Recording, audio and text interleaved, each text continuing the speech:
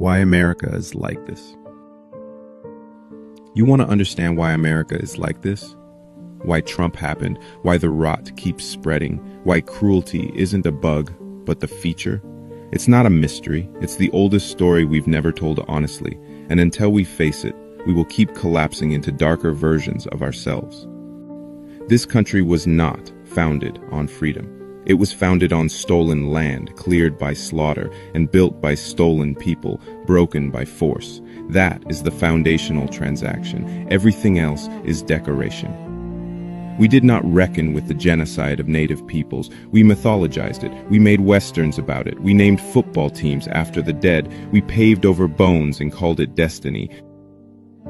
We did not reckon with slavery. We declared it over and then immediately wrote new laws to replace chains with prison bars. We never paid for the centuries of free labor, for the children sold, for the torture, for the theft of time and breath and lineage. We made a new America, but left the engine intact. The Confederacy lost the war but won the memory. We let them rewrite history in marble. The monuments didn't go up in 1865, they went up in the 1950s, not as remembrance but as warning.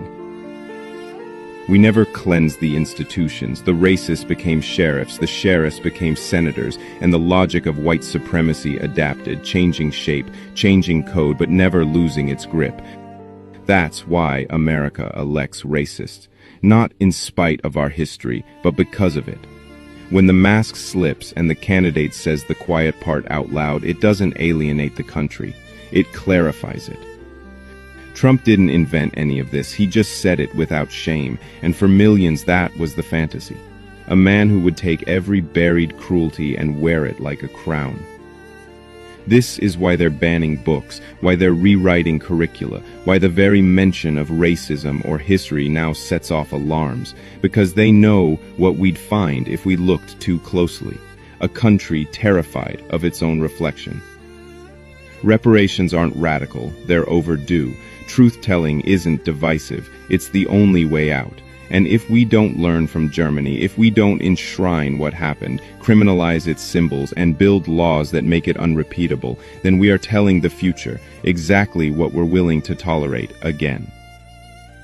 America doesn't confront its breaking points. It buries them, calls it pride, wraps it in anthem and flag.